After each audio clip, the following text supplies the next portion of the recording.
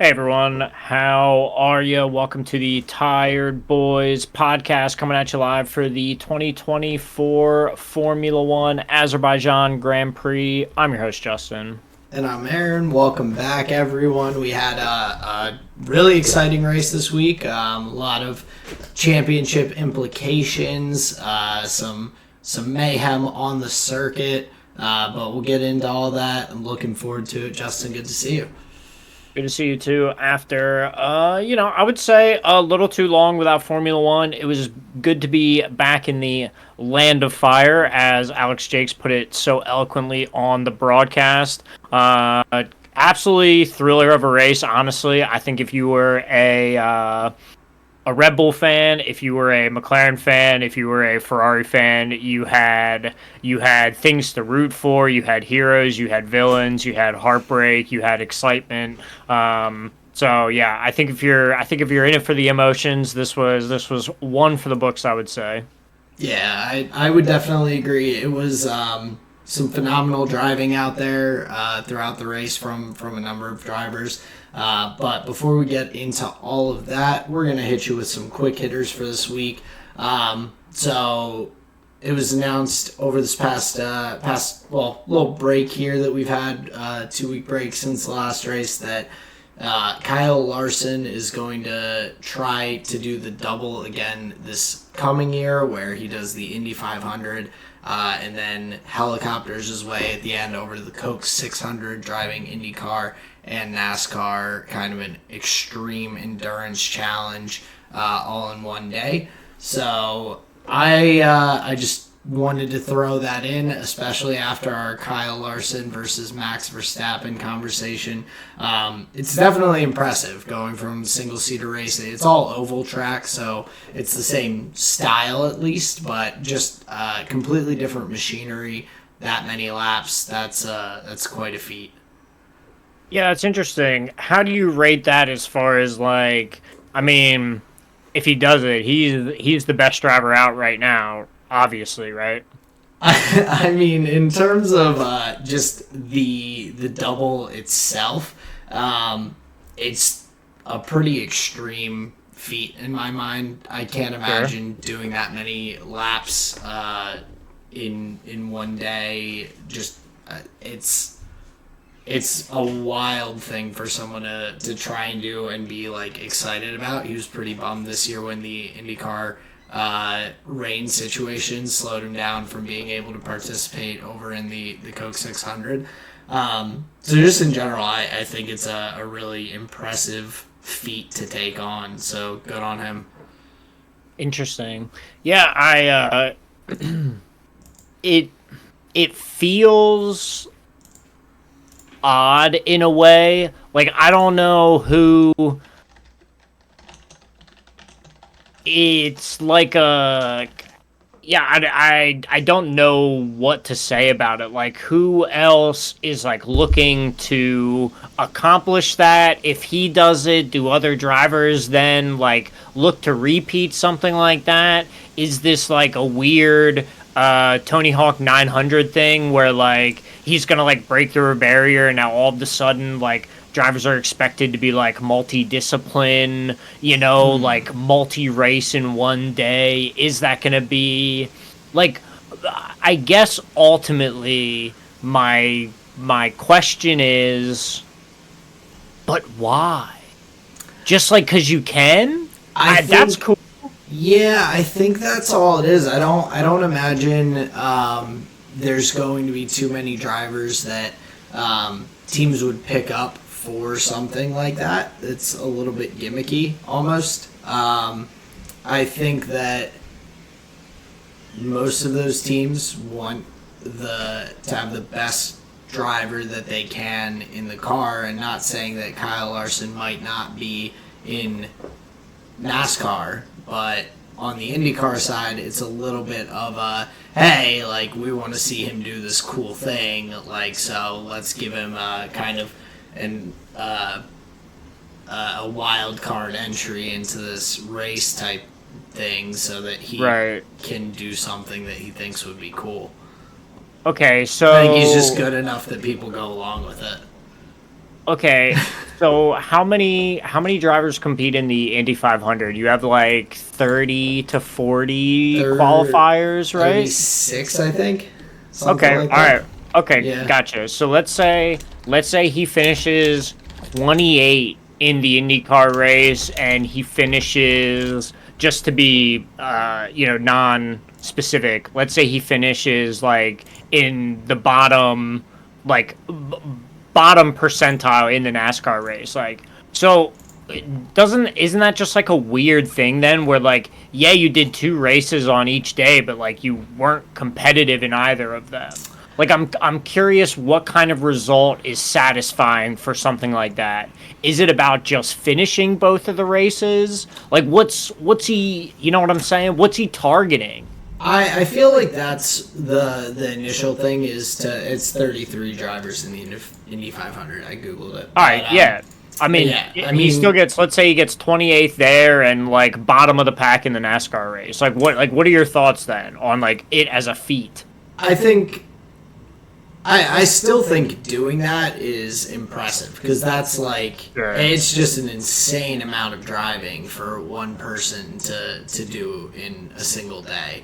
Like sure. It's that's like 1,100 miles or whatever. yeah. So I mean that's just a lot of driving in one day. So it's just an impressive thing. I think it of course just gets exponentially more impressive the higher he places. So In both of them. exactly, I think it would be impressive either way.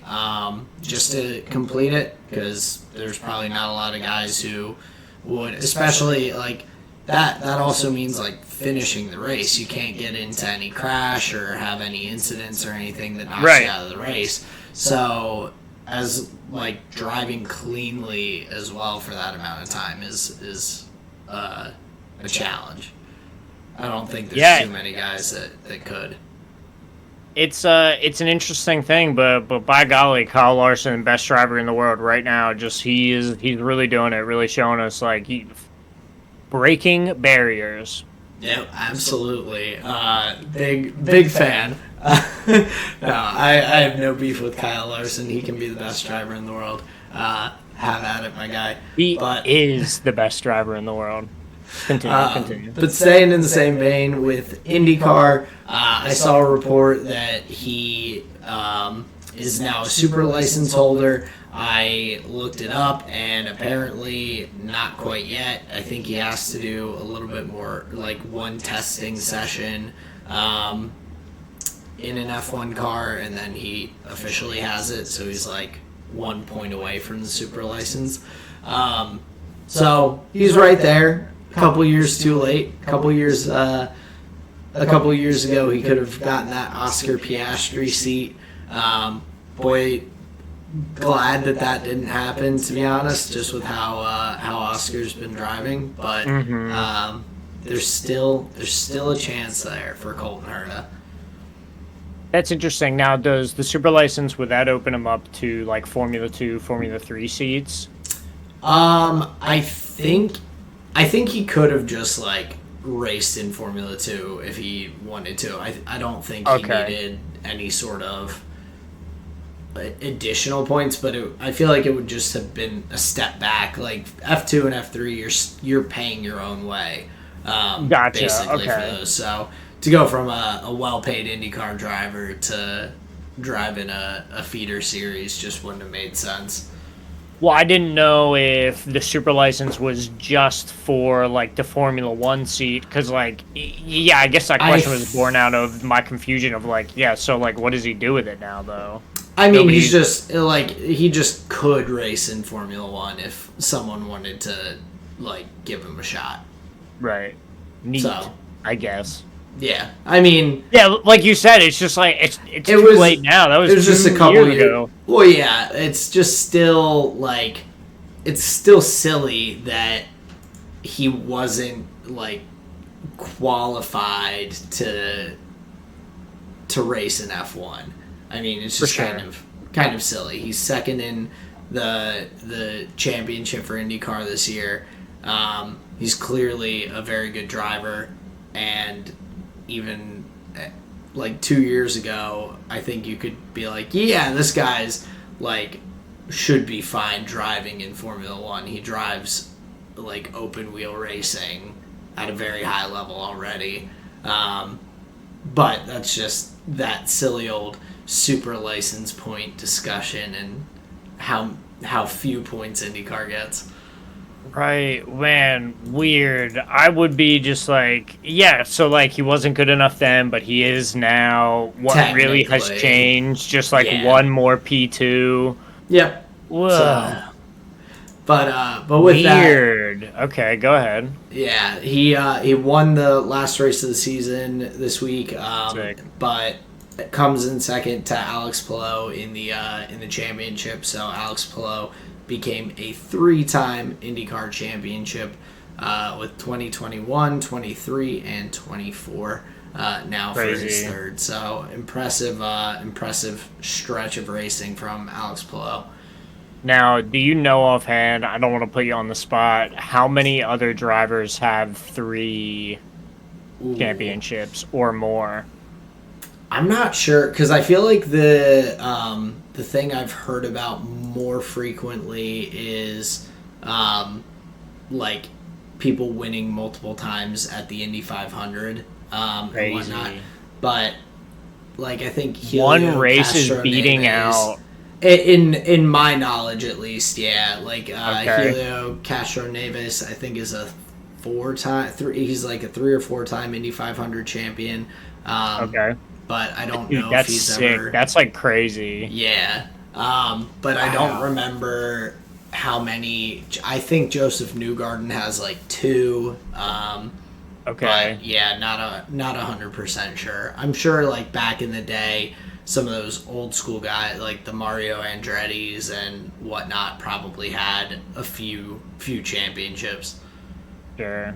Dude, it's just so crazy to think of like that must be one of the toughest races to win there because it's not just on the day because like we talked about before it's like the whole month of May like leading up to the All the race practice sessions, the qualifyings over the weeks ahead. That yeah, like how much you have to lock in, get right, like you have to that's just and not big wins, but like small little team wins over the oh course yeah, of a 4 month period, and then to convert on the day when there's 32 other drivers in like damn near within millimeters, you would say, the exact same machinery, right? With the exact same or more experience and skill than you, dude.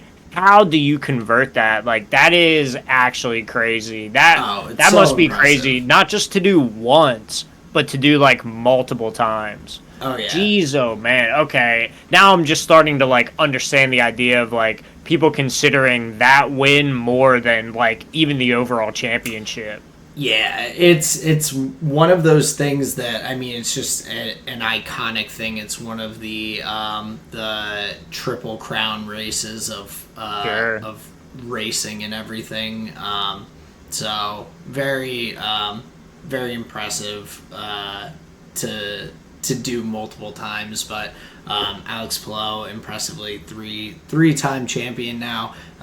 He's just consistently like performing across the season. He doesn't have a lot of bad results, and just his ceiling is all the way up there.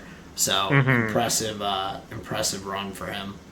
That's crazy. Very exciting. Kudos to our boy Alex Pillow. That's very exciting.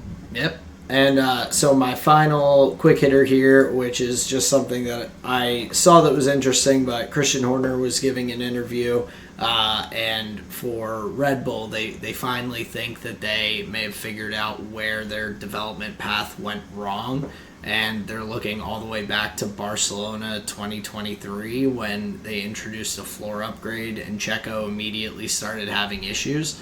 And Christian Horner basically was like, yeah, we didn't try to fix anything because Max was like still doing so well. Like we just kind of left it go because we're like, it's a Checo thing. But Max was probably just driving around the issues unknowingly, and they had like they took Max being just an incredible driver to be able to adjust how he's driving with the car and all, over Checo being like, no, the car is as they talked about on the Drive to Survive with Toto. Checo says your car is fucked. So, I think that's just a pretty wild thing that they had to trace back all of these upgrades and where the aerodynamics of the car went all the way back to figure that out. But they brought a new floor upgrade this past week to Azerbaijan, so maybe we'll take a little time to dial in, but that might actually surprisingly like give them a boost here at the end of the season. I think with all the upgrades that teams have brought across the year, I wasn't anticipating any sort of bounce back from anyone. I was like, this is kind of where things are in terms of the competitiveness, which is extremely close. But that is hopefully a positive upgrade for Red Bull. Or just like a huge, if you're a fan, that's funny. Just like a huge blue shell at the end of the season. Just like they look under their car and they're just, oh, there it is. It's just like a massive 50-pound weight. They're just, just take. Oh, that's there we go. That shouldn't be there. Who left that there? Now they're just like zooming around the track. They're like, oh, see you, McLaren. Oh, yeah, they hell yeah. The sandbags that were left, the air duct cooler left on the top of the car. Yeah, Goku just takes off his weighted trainers and he's like, oh, it feels so much better. Yeah. Hell yeah. But no, I mean, I just think it's crazy to also when like looking at the development and the course that these teams take with like improvements on the car and everything, that potentially like a year ago they messed something up and then now it took this long to figure it out. It's kind of like Mercedes with the side pod issue, just being a little bit more obvious, I think, to visibly more obvious, where Red Bull's car improvements have just continued to go down a kind of negative trajectory until they were like, well, maybe we did make a mistake somewhere along this when you're doing like adding 20 numbers together, just doing simple addition, you're like, I think I messed something up here, but you're trying to figure out where. Well, it's like me today. I was counting 101 cards in a commander deck. It's like fudge. Yeah, same what exact thing. Doesn't belong. Yeah, it's like where I've got the list here. It says it's supposed to be 100. I'm going through. It's not, like it's such a has to be such an annoying, and for them an extremely costly thing when it comes to the championship and just how they've been struggling and probably wasting a decent bit of money throwing things at the car that really weren't fixing the soul of the problem. So yeah, less of a joke. I'll say this, like, must be a pretty vindicating feeling for Sergio in that regard, where he's like, yeah, like I knew something was going on, but then also like, thank you very much for like continuing to like look into it, figure it out, and like, you know, here we go, because at least the last two races, depending on when they figured it out, last two races, Checo has had much more pace, and the cars have looked much more equal in that regard. So yeah, it's likely going to be a boon for the final leg of their championship campaign. Yeah, and it'll be interesting to see if it fixes some of the issues or if it's just a new jumping off point for next year's car and kind of like figuring those things out. But yeah, I'm sure that Checo has to feel like at least a little bit like, okay, see, it really wasn't just me like not driving well. Right. But yeah, he's had a nice couple of race weekends back to back. But we'll get to talk more about his race weekend shortly. Before we get to that, just one of the other news stories that popped up for You Work Here is that Sauber is now heavily considering Franco Colapinto for a seat for the second seat next year next to Nico Hulkenberg. I think it would be a great opportunity. Of course, would be like bummed to see Valtteri out of a seat in Formula One, or Zhou really too. Like, I like Zhou even if he hasn't been able to show as much pace as you would hope to keep a seat, but Franco Colapinto's looked really good in these past couple races. He's had some nice drives for Williams, right outside the points last race, in the points this race. He's showing a lot of talent, and so it would be great to have another young driver join the field, and kind of cool to if we end up seeing a pretty big turnover with another rookie added to the field. Yeah, I agree. I think that would be interesting. The finish this weekend in the Williams was like really solid. He is taking the second seat, if you consider Alexander Albon the number one seat of the Williams. Really taking that second seat, brought it kind of right up. Both him and Albon were very evenly matched throughout the weekend, both in their, practice qualifying times and in the race. We see a pretty tight finish between, I won't say tight finish, but, they're close. They were close to each other on the track. So yeah, just a wonderful drive from Colapinto, and kind of like we've talked about before, you see there's like, windows open and close, and like the more you can get eyes and good performances, and kind of get the buzz going, the longer you can kind of keep that window wedged open, and the more kind of opportunities you are creating for yourself to to get a drive. And this is a good one where we see a couple of drivers likely in the near future being on the way out, teams looking to kind of shift direction, get some new flavor going. So yeah, this is a decent opportunity for the young Colapinto. Started the weekend out rough, but definitely turned it around, I would say. So solid in that regard. But I know it's a week overcooked, but huge You Work Here news. Adrian Newey confirmed at Aston Martin. I thought that we had talked about that because it feels like it was so long ago. So, but I guess we never did. So yeah, huge news. Probably one of the highest paid non-drivers in any sport. 30 million a year for the contract with Aston Martin. So yeah, very big news. I really thought that we had talked about it because it feels like it's been coming for so long.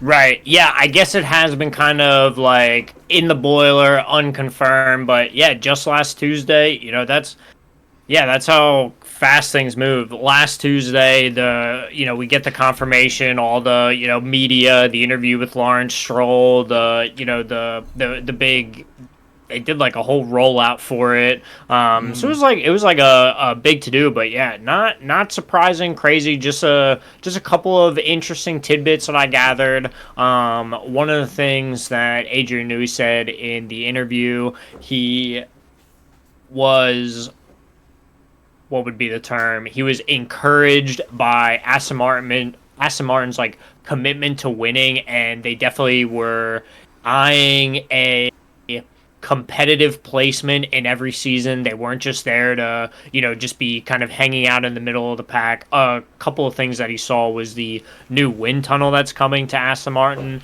and a new like simulator setup for like data testing. So like new huge tools coming into the Aston Martin tool belt to be able to kind of improve their performances like over each race weekend. So I think those were a couple of things that like kind of encourage Adrian Newey and may have tipped the scales, if some teams, maybe he really liked but didn't have a wind tunnel or didn't have as much kind of input from Lawrence Stroll. Another thing that Adrian Newey said that he really enjoyed, where he says that Lawrence Stroll feels like a team principal of old, where back in the day the team principals were like the team owners. They were the guys that were running the team, and they were in the garages, and they were talking to the drivers, and they were getting in the faces of their engineers. And he says like Lawrence Stroll kind of gives him that vibe.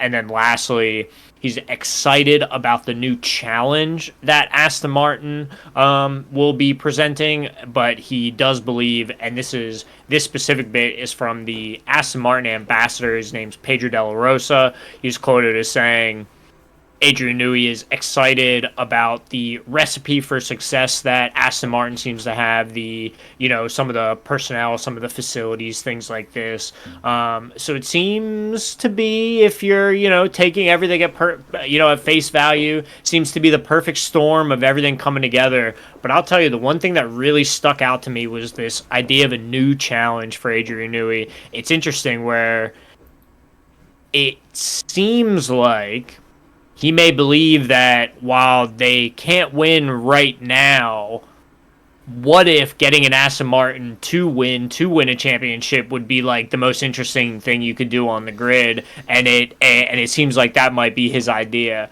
So I'm looking forward to at least like the shakeup and the move. I think it's fascinating. You would think a person and an org like that with Red Bull, that feels like a marriage. That feels like a till death do us part kind of deal. Or at least then when he's finished, that he was definitely going to be, just end his career with Red Bull, be the winning guy. But it's like, no, he's going to switch up his colors, and he's going to go and try and race against his old team and try and pull out these dubs. And it's like, man, if like he turns Aston Martin into a competitive against Red Bull squad, bro, that is the anime of Formula One right now. Yeah, and I mean, looking at the switch, maybe, I mean, the new challenge, of course, that has to be exciting, especially for someone who's as accomplished as he is. He's like going somewhere where he really can show that difference pretty drastically of what he does. Not that it hasn't been seen in the like 18 constructors titles cars that he's designed or something stupid like that. But I think, especially like you said, with thinking he would stay with Red Bull or retire, it sounds like maybe he just wasn't there yet, and the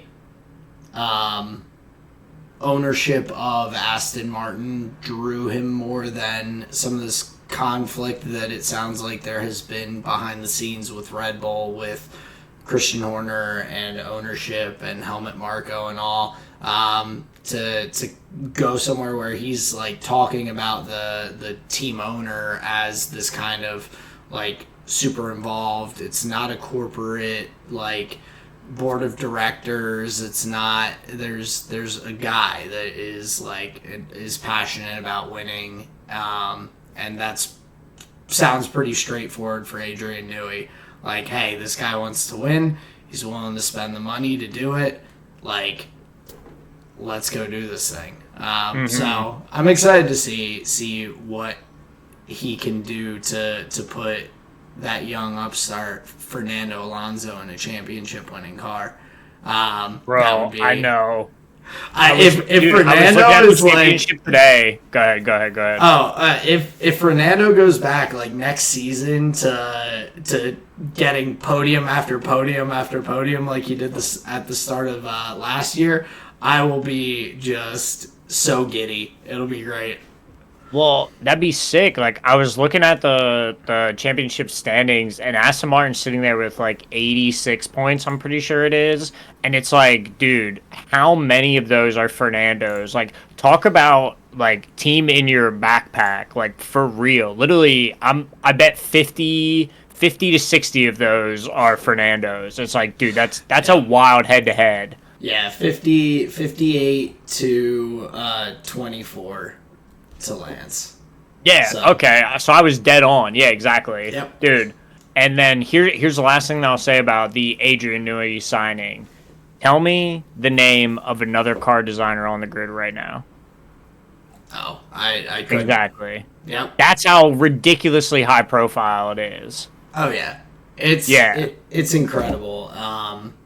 I'm excited to just see the difference he can make for Aston Martin. It's going to be interesting at the very least. Like Agreed. to Yeah. see, and I think that'll give a lot more insight also into how much of an impact the design and engineering teams building these cars. Like you hear about the upgrades, you hear about they're doing this or that, or they signed this guy or that guy. This'll, I think, if he can quickly turn Aston Martin into a title contender with really impressive car design and all, that would just show how drastically, even more to people, how drastically the engineering team makes a difference. Mm-hmm. Yeah, I think that would be actually quite romantic. Where like out of all of this, you realize like, holy shit, in some way the cars aren't like given to these teams. You realize like, my God, somebody actually had to like come up with this, and like some people's brain for design of these vehicles works better than like you get what I'm saying. Where like in some ways I don't think the genius of the car design is like revealed to us because we've had such like similarly designed cars for a while. Like it's the really weird car solutions that like stick out in our brains, right? Like the deep swoops from the Ferrari, the side pod list from the Mercedes, like these more like out there concepts we kind of remember. So yeah, I think that would be quite exciting to see another like big shift like that. Yeah, and I mean even like the DOS system or things like that. Like I'll bring it up later, but McLaren and their wings on the front and rear of the car and everything are like the design. They flex under aero load and they don't in the FIA testing for however they're getting around it, but it seems to be helping them a lot, especially with the straight line speed, to almost like semi-open the DRS flap without it being open. So from the front of the field, still getting a very slight like DRS kind of effect from the wing. It's whether it's like going to be disallowed like the DOS system or anything like that. These are those kind of innovations that are pretty cool. Like you can look at that and be like, they figured out how to make it work for how they needed to get approved and how to give themselves that extra boost as well. So, super interesting. Not boosted enough that it gets banned. No, exactly. It can't be a sick enough design that they ban you for it. Right. Like that's where it's difficult, but it sounds like with those types of things, the FIA is at least not making any changes probably this year, because they're like, if we force teams to change at this point, then like they won't be able to have the new parts in time for the rest of the season, basically. Well, and So isn't the engine freeze over at the end of this year or at the end of 25? I think it's just separate with just like the technical regulations. But I Oh, forget if they okay. pushed it out. But either way, they could technically change the technical regulations, but I think it's a big enough component of the car that they're like, we aren't going to do all that Good, quickly. I gotcha. But yeah, so before we get into the Azerbaijan Grand Prix weekend at Baku with Formula 2 and F1, we just want to remind you, if you're listening along, go ahead and like, subscribe, follow us on Twitter, go to the YouTube, follow us on Spotify. We're looking to hit 100 subscribers by the end of the year, but we appreciate everyone taking the time to listen. So go out there and hit all those buttons, and we really appreciate it. Yeah, just wanted to say thank you very much to the listeners writing the 5-star reviews for us on Spotify. That really, really helps us out. So just thank you guys so much. Let your friends and family know. New episodes after every race weekend. So yeah, just thank you so much for listening. And back to the show. Yeah. So getting into the F2 race, it was kind of a weird weekend because we had a couple of drivers, or now three different, or I guess two different drivers who have been pulled up into F1 on the weekend with Franco Colapinto being there for the rest of the season, and then Ollie Behrman getting pulled up to fill in for the race band Kevin Magnussen in the Haas car. So a couple of rookies out of the F2 fight there for the week. But we still had some pretty exciting racing. Joshua Dirksen in the first race drove extremely well, making his way through the field and getting up for his first win in Formula 2. He was starting in P2, I believe, and made the moves early on to get into P1 and run away with it. And in the sprint race, it's so impressive at circuits like this to see them like going so cleanly at the start with and especially in Baku, like in Monaco, they're going so slowly a lot of the times that even if they are bumping each other, there's not really serious like issues and all. But Baku's got some pretty high speed sections, and so seeing them get through that first turn and through some of those tight turns cleanly, going 2-3 wide here and there, it's always like exciting for me to watch. Yeah, I would definitely agree. I didn't catch the sprint race. I was way more interested in the feature race usually for the feeder series. I'm curious about we had talked before coming live. Mansell with pole position after a P10 qualifying we had talked about. Now tell me about this. What happened there again?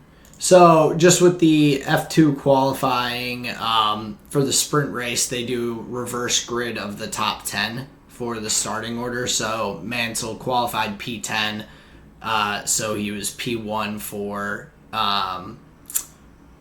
for the main race or for the sprint That's race. right. So That's right. Okay. That doesn't always come to mind easily, but okay. Thank you for the yeah. reminder. And so Dirksen actually he was starting I guess in P4, not P2, with that reverse sprint or reverse grid for the start. But a really nice drive from him. The sprint race was fun and just like pretty exciting. It's fun watching those cars battle and get the slipstreams down the long straights and everything. Pretty fun, but going over to the feature race, pretty hectic start over there with I think it was Kushmaini stalling out on the starting line.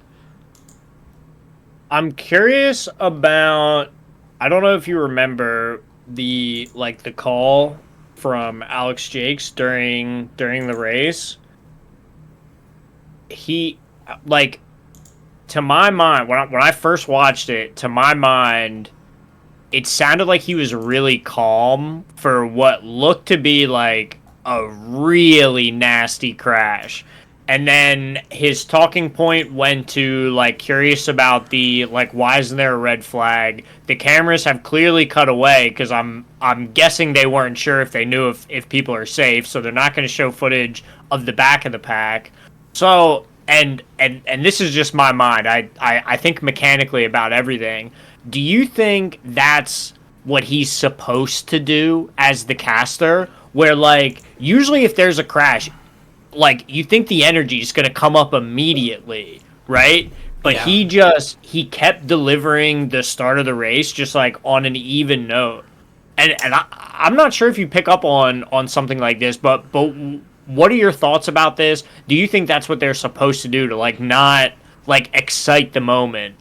I wouldn't be surprised if it's kind of a general directive to Right. like try and adhere to, especially like we've I mean even semi recently we've had people like die in crashes and everything in Formula 2 and F1 with Jules Bianchi and all. There's probably something to that. I don't think I noticed it necessarily until he was getting like kind of concerned about them not pulling out the red flag. Right. Where he's like they should not really be racing anymore. But I think I wouldn't be surprised that that's also part of his own like for himself, like his own Sure. way of just like working through it. Like Sure. I'm hoping that this isn't really bad, so I'm just gonna keep like it smooth, like everything's fine. Maybe that helps keep him like on his on the keeps the wheels moving for him to Yeah, kind of of course. stay in that same mindset. Well, I think it's very respectful of like all parties. And I didn't notice it like right away, but obviously I'm, hitting the backspace a couple of times like looking down the grid like trying to see exactly what happened, right? And so I heard what he was saying a couple of times, and that just it just came to mind. But yeah, wild crash right at the start of the race, stalled car. You see like a bunch of cars dodging, and then two like weren't able to react fast enough. They're moving quicker than the other cars had the opportunity. So like two cars hit either side of him. One gets flipped over. One goes into the wall. The middle car is like all smashed up. Really kind of ugly scene. Everybody's okay. I think in the entirety of the race, I think like six different drivers ended up DNFing. Three or four of them were from that incident. So yeah, really rough way to restart the race. The red flag goes long enough that when they restart, it's just like 30 minutes of racing left. So like it burned a lot of time off the clock. But interestingly, it made it like another sprint race. It was just like this kind of like crazy 30-minute shootout, which was in its own right, like kind of exciting, right? Yeah, definitely. And I mean, it's got to be tough to come back after that long of a break and just like get right back into it and everything after you've done all this preparation and all. But coming back like at the restart in the race, everything was pretty clean for the first bit. There was a little bit of bumping here and there, but it was everyone was like playing nice as they went through those first turns on the restart and everything, which it's impressive like as well just because there's I mean these guys are a lot less experienced and all, and for these tight street circuits it's tough. We see drivers struggle enough, like F1 drivers struggle enough. We saw Colapinto crash and Charles Leclerc crash in practice sessions. We've talked about it in IndyCar with circuits like Detroit and everything, where guys are just like crashing into cement walls left and right, and you can barely make it a lap after the restart. So for everyone to get going pretty well and pretty cleanly afterwards, that was good to see after the long pause. But just like the other note, so Mansell had a pretty nice weekend with points and everything. His first weekend being moved up to Formula 2 from Formula 3. Gets in the points in both the sprint and the feature race there. But the big swing was with Gabriele Bortoleto just having a phenomenal weekend and jumping up to take P1 in the standings, getting ahead of it just Isaac Hadjar. Isaac Hadjar. Yeah, I had it right there, and then I clicked something and it disappeared. So yeah, ahead of Isaac Hadjar, who's had a rough stretch over the last couple of races, no points in the sprint race or the feature race, and then the previous sprint race he had gotten no points in or at Monza as well. So tough little run for him to drop down to P2. Well, and it's one thing to have a string of tough weekends, but on the other side of that same coin is both weekends Bortoleto is like hitting home runs as well. So that like the delta in points is just like going crazy right now.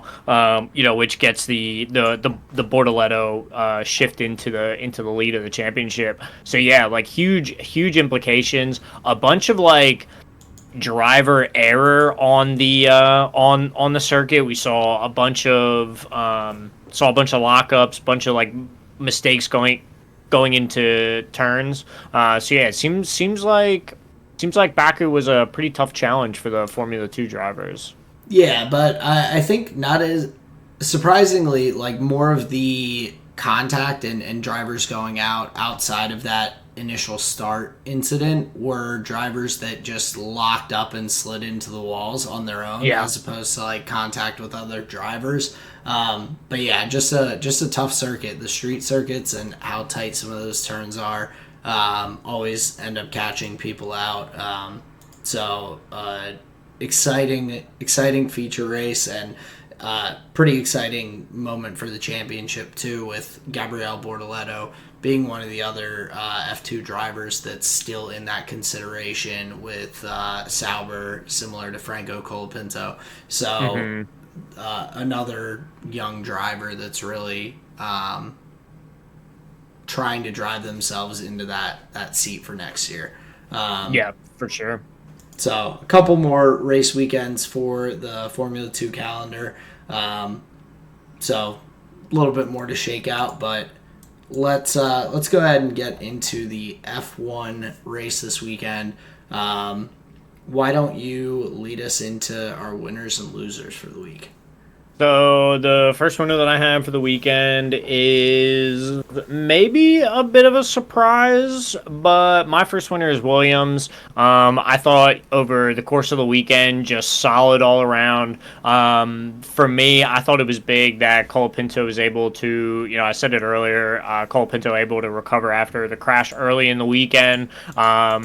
Not to say that, like, I have examples of drivers getting shook up. I think that's just in my mind of, like, it's something that could happen. You could easily, like, lose a little bit of confidence, like, maybe not attack the turns as, like, hard as you might if you are, full confidence going into the weekend. So to just kind of get up, shake off the dust, and get right back at it, I thought that was very exciting. So, yeah. Huge points to Colapinto in that regard. And then on like race day, scooping up a whole bunch of points for Williams with his teammate Albon, both looking great. So yeah, I think it is really nice to see a big shift in energy for Williams. Like, I have to say, I was rubbing my eyes and like squinting at the screen. Like when I was watching qualifying, I was like, are those blue W's at the top? I was like, I can't. And she's like, yeah. I was like, what is happening? It's like it's one of those type deals where it's like, is this a different year or something? Yeah, and they First time that Williams had both cars in Q3 this season. So with both drivers getting into that top 10 on the start, Franco Colapinto out-qualifies Alex Albon, and they both got good laps in Q3. Colapinto was 3/10 up on Albon, and just like 2/10 back, or 1.5 or so from Fernando. So he was right up in the mix. Didn't really choke away his opportunity or anything. Like, he put really solid qualifying in there to put him in a good position for the race. So big props to him. Williams was also my first winner. P7 and 8 picking up 10 points for the team gives them a huge jump in points to swing over Alpine in the constructors standings. So going from being down 7 points to up 3 in one weekend is massive, and really pretty cool that Colapinto has picked himself up some points. He's now 19th out of 22 in the championship, ahead of Logan Sargent and both Saubers. So he's come in at a great time, and he's really maximizing on the weekend. And that could have been just a 3-point boost to their total. They're still down 4 points. But with Sainz and Checo's incident late in the race, they end up really with a huge haul for the weekend. Yeah, I think a really, really massive performance for Williams, and I imagine this is the type of the type of weekend that they really would just want to stab in the ground with a stake and say, this is our expectation. This is where we want to move forward from, and have this be like our average, our baseline, our jumping off point, this kind of thing. And it may be a little track dependent. As I understand it, Baku is relatively high speed, kind of straight dependent. There's a lot of full throttle turns as well. So you would argue like a pretty good track for Albon, pretty good track for like the Williams car, like historically. So we definitely want to see more of this. But yeah, what a just cracker from the Williams squad. Yeah, phenomenal, and a huge boost to the team. I mean, that change in championship position as well, will bring a lot more money if they can hold on to that for the rest of the season. And they're also really not unreasonably far back from Haas and RB. If they're able to keep up that kind of finishing positions in that P8, 9, 10, they could easily start to creep up on those two ahead. But for now, just a big jump for them over Alpine. And who's your other winner for the weekend? For my second winner, I had George Russell. That man is like, his nickname should be the vacuum cleaner, because he's there to just suck up any points that people leave hanging around. He is like just hanging out, and we've talked about it. Like, these things are gonna happen. It happened when Lando and Max collided back earlier in the season. He ends up scooping up a podium there. I think that was at the Red Bull Ring. But just a good weekend, like solid qualifying, good drive. He had a nice move to get past Max earlier on in the race to be up in that position. And he just ends up snagging a free podium and some good points for Mercedes, which is also was big after Lewis had struggled on the weekend and everything to really make up for a not so great qualifying and work his way up into the points there. Yeah, I would agree. George Russell, and barring the engine from Lewis, I think I think Mercedes easily could have been your winner, having both of them up there. But yeah, George easily deserving of a weekend winner slot. I'd say that's solid. Yeah, and so for who did you have for your second winner there? I'm gonna have to praise McLaren here on the weekend. I think Piastri's performance was huge overall, getting the second dub, doubling down on the year. A couple of things that really stood out to me was the team game played by McLaren on, I think it was Piastri's first pit stop to back up Sergio Perez. Mm-hmm. By Piastri a little bit of time. Norris was like very willing.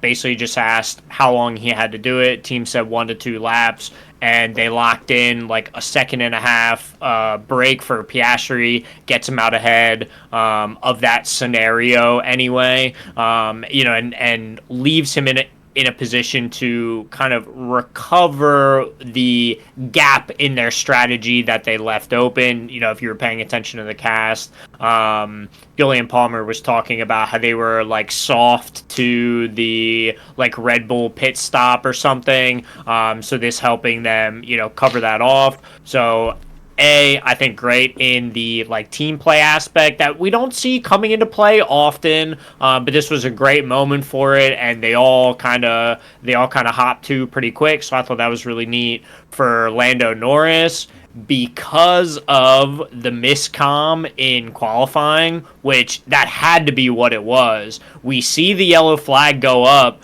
Norris almost abandons his lap. He would not have. You see, he's going green in sector one, sector two. Yellow flag goes up. He abandons and he pulls right into the pit stop. So I think, barring that mistake, you see McLaren have a much better start on the weekend. But I'm not even going to deal in like shoulda, coulda, woulda. I'll tell you, they go the off strategy from everybody else. Most of the cars were starting on the medium tires. They said, "Okay, Lando, you're starting in godless country all the way back there. We're going to start you on the hards." And he had, I think it was 3 overtakes in the first like 2 laps or so. So like already making up good ground. So I think the really, really heads up strategy call to understand what they were weak to, cover that off, saying we're going to go the opposite. We know the hards are what we want to be on. So I think quality there. And then again, just to re highlight, just an insane overtake from Piastri to Mm. get the lead of the race. I mean, so sick, by the way. So yeah, I have to give my hats off to McLaren. I think um they really knocked it out of the park. I think they did a lot really well this weekend. Yeah, I would agree. Yeah, just a tough situation in qualifying for Lando. Like there's not much you can do about that, but to go from there, put a great recovery drive in to be ahead of Max. You pick up a couple extra points with the finishing a little, or you get, I guess, the extra point from the fastest lap that he did to be up Mm-hmm. three, or to gain 3 points on Max. But to come from P17 all the way up through, or I guess P16 because Gasly got DQ'd from quali, but to Sure. work his way all the way up through the field on the alternate strategy and everything, he put in a really solid, clean race, and just looked good. And like you said, Oscar, just a phenomenal drive. That is a standout performance. Probably one of the best drives he's put in his career. I mean, I guess that's not like such a crazy thing to say when it's only his second win, but to be under pressure from a veteran, really quality driver like Leclerc, lap after lap after lap for as long as he was in the race. I mean, he didn't make any mistakes. He wasn't locking up. He was keeping the car moving forward and not giving Leclerc the opportunity to get by. It was just an impressive drive from Oscar. well beyond his years, in my opinion, for how good that drive was. For sure. And I mean, you nailed it. Like under pressure the whole time. He did not have a lot of free air behind him, right? So yeah, easily one of like the more exciting races of the year, and definitely will stick out fondly in his mind, I'm sure, for many years to come. Definitely. But to get over to the losers, both of For mine, sure. I'll just combine them, but it's Checo and the Red Bull Constructors fight and Carlos Sainz. Just a bummer of a way for both of them to end their race. Not any big mistakes made from either side. They were just slowly drifting towards each other, with Checo being kind of in Carlos's blind spot a little bit. And there's just not much that you can say anyone should have done differently, in my opinion, to avoid it. Like there were ways to, but I think that's such a rare situation to kind of happen, where they're coming out of that turn and really getting the opportunity to be side by side almost down that straight. It's not a super common like area for drivers to be side by side there. So just a rough way to end it, and with Checo being knocked out, losing to McLaren pretty immensely in the Constructors' Championship, swings that to McLaren taking the lead a little earlier than anticipated. Well, I'll tell you this, their reaction to the crash tells me both of them thought that they had smoked the other one. That they thought that they were just gone, right? Yeah. Like, Sainz's reaction was like, what happened? Like, where did anybody come from, right? He's like, Yeah. what? How did that happen? Sergio, like, damn near similar radio message, just a lot angrier. But it was clear they almost like became unaware of each other after like the scuffle of the previous like two turns or whatever it was, right? Yeah. So yeah, think, just a really tough way to just like for a race overall to end, like for it to end under safety car is just like, oh, okay. Yeah. But then for that little battle that was going on just to end in both of them crashing out must be just ungodly frustrating for both of them, because you know they're both, they can taste the podium, right? They're right there, right at the end of a race too. Like, man, gutted, honestly.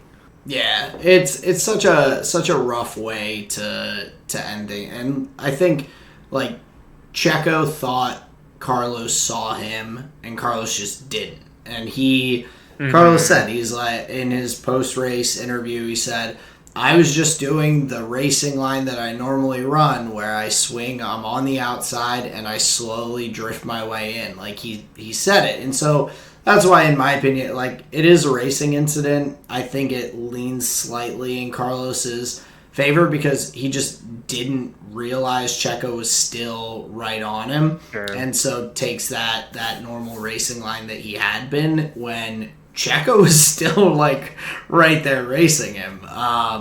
It's yeah, just a bummer. And so after a really great weekend, I was so excited for Checo. He out qualifies Max for the first time on the season.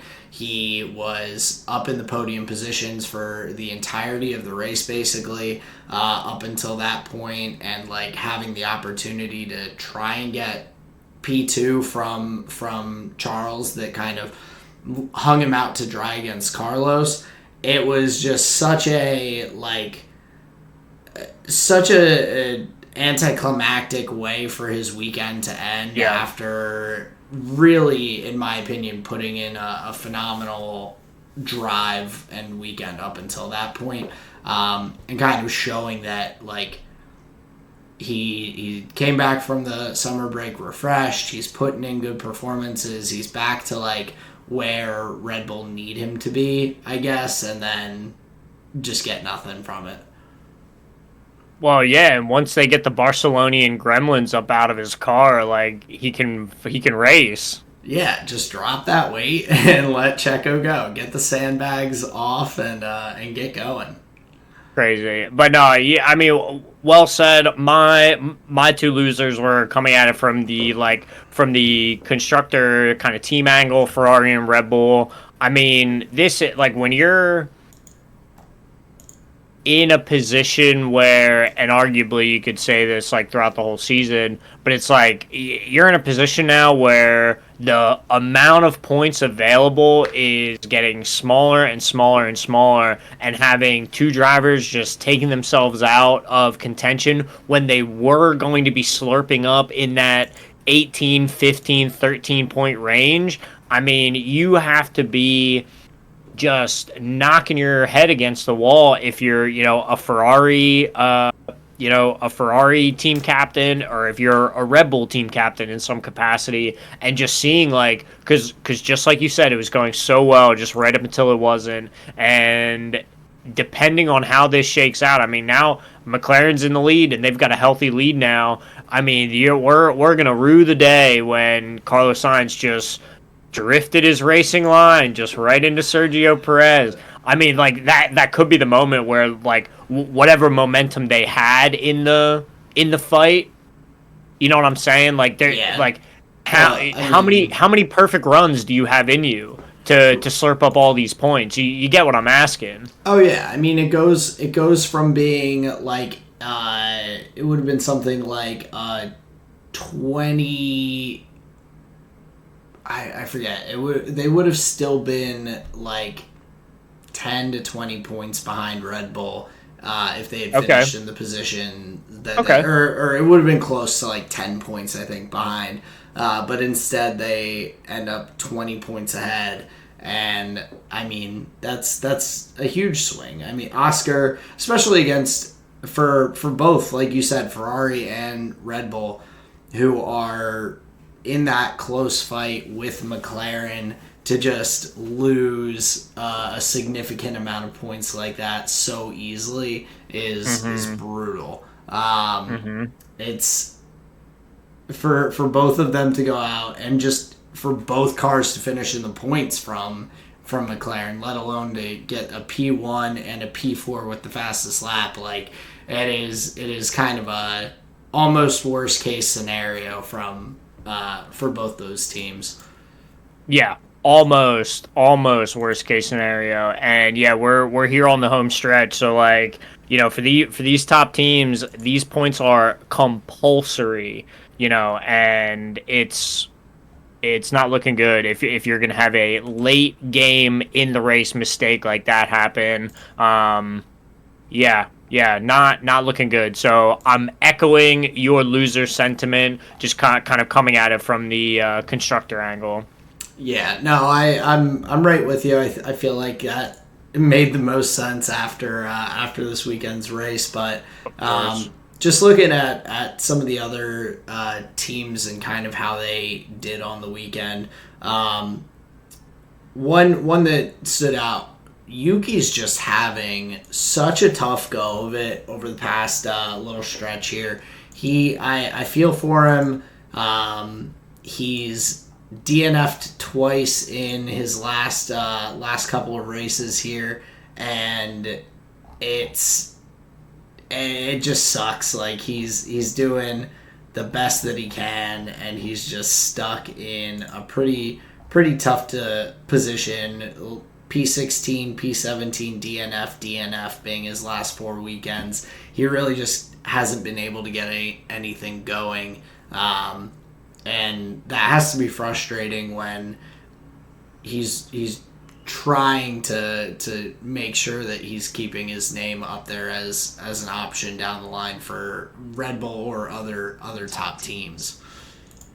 Yeah, and it's tough too. I mean, it seems like he did his best to avoid contact there with Lance Stroll, like without giving up too much of his own position. And yeah, unfortunately, moments like that will just ruin a race, and then back to back. Yeah, you're starting to not build a healthy ticket. That's for sure. And just overall, the V-Carb team not looking as strong as you would hope. I mean, the lineup sounds good. The parent team sounds really good, but for whatever reasons, weekend in and weekend out, not able to hook it up, not able to get the points together. So yeah, just and for Yuki specifically, yeah, big time unfortunate, just getting taken out of the race relatively early.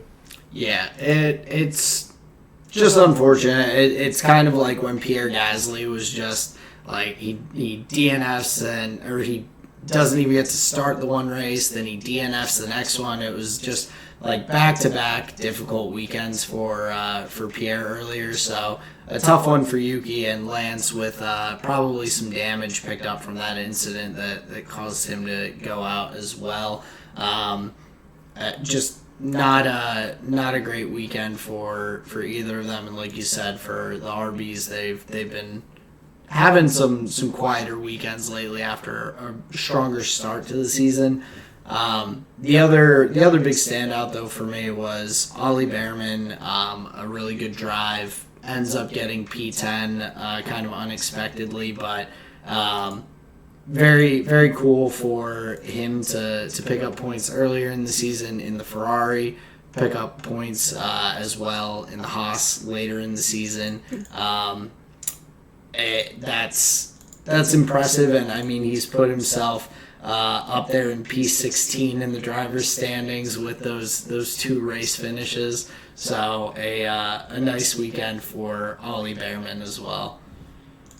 Yeah, it's crazy coming in where you're like getting positions over people who have been here for 15, 16 races ahead of you. Like that's honestly crazy. Yeah, a pretty wild spot to be in. He's ahead of Kevin Magnussen in points in the standings now with those two races. I mean, he was in a Ferrari for one, so we'll can't knock K-Mag too hard. But yeah, a nice weekend from him and for Haas to get another point there. But I think the only other kind of just a funny coincidence from the weekend was that this is the first time in Formula One that all of the podium finishers were F2 champions with Oscar, Charles Leclerc, and George Russell. Whoa. Damn, So, the field is getting like very competitive then. We got a sick pedigree going on right now. yep. So some talented F2 and F1 drivers up there all together. That's just funny that that's the first time that it's happened. But I guess, like we've said, there are years that F2 champions don't even get a drive. So. So a pretty cool thing, and then of course now we have 5 different drivers with multiple race wins on the season, which is pretty unbelievable after last year and then how this year started. I don't think anyone would have anticipated this being as close as it is. Yeah, really, really shaped up in that regard to be quite competitive between a bunch of different drivers and constructors. Where given your point in development, put you in a position to win races. Where it wasn't just like a 1 and 2 pony show, where often the conversation was between a couple of different teams depending on kind of like what they had going for them. Like, does that sound like a decent assessment? Yeah, I would say so. Interesting. Yeah, but I don't have too much else for this week's race. If you have any other topics to hit here. Yeah, I'm looking over some of my notes here. Nothing really standing out that we didn't really hit. Yeah, everything else is just kind of like par for the course, kind of just more of what we've been seeing, especially with like, the likes of like a Kick Sauber or Alpine Squad. Nothing really to report in that regard. Just thinking about the Grand Prix overall, just between the Red Bulls, Ferraris, and the McLarens. I mean, this was truly competitive at the top of the field. I mean, we're talking lap 48. There were three cars within. It was like a second of each other, like 8 tenths or something. They were following all very closely, and then another small group of cars back. Like this was a race that was very unlike a lot of what we've had. Some landslide victories, some not as close, but man, this was like a battle to the end. It reminds me of, is it Bahrain? It was either Bahrain or Abu Dhabi. It must have been Abu Dhabi last year where I guess it was like Max Lewis and George Russell like racing really hard at the end of the race, and then George ends up crashing out. Was that, That which track was that? was. Oh, I forget. But yeah. Was that Brazil? Well, it was a night race. It was a night race on a street course. Maybe not 100% sure. Maybe that Might was. be It might Yas have been Marina. Singapore. Gotcha. Yeah, at Marina Bet. Yeah. So Hell yeah. I think Okay. so. Just Yeah, just night thinking of race. like really hard racing into the late stages of the race. Like, yeah, it's just, oh man, high octane. Which- So yeah, go ahead. And Singapore is the next circuit that we'll be at as well. So we've got that coming up this weekend, and so fun weekend to look forward to. And then I mean we've got some good racing over the next couple of races. We've got Singapore, which I think will be a little similar to what we just saw in Baku. So I'm hoping for some very, very contentious fight at the top. And then the United States Grand Prix at Circuit of the Americas. I love that racetrack. I think it's a good racing racetrack. There's lots of overtaking opportunities. It's a fun circuit in my opinion, but yeah, looking forward to those upcoming races that we have with Singapore this week. Big time agree. If you missed it, that was our Formula One Azerbaijan review. Oscar Piastri P1, Charles Leclerc P2, George Russell P3, with the shenanigans that happened at the end of the race. So yeah, we loved it. We had a great time. But let's get into the cool down lap here for the episode. We've got Flavor of the Week coming at you. Aaron, tell me all about your bachelor weekend.